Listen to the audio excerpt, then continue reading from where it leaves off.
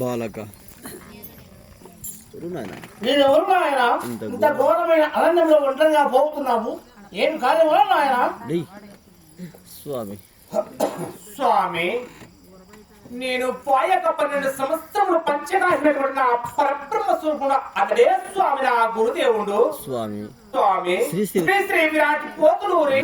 స్వాముల వారు వారి ప్రియ శిష్యుడు స్వామి నా పేరు సిద్ధయ్య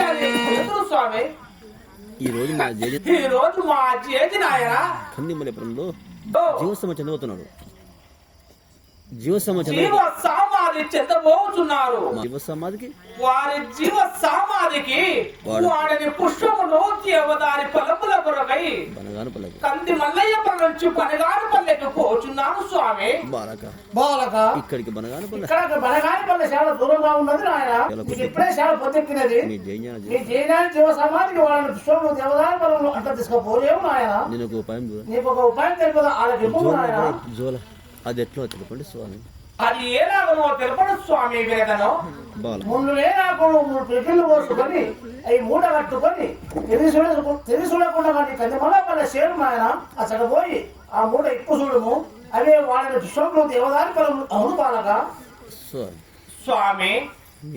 నీ మాట ప్రకారమే పోతున్నాను స్వామి అట్లే చేసేదాను స్వామి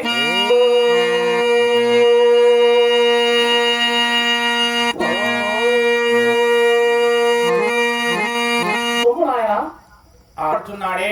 ఆయన నీ మాట ప్రకారమైన దాహము తీర్చుకున్నది స్వామి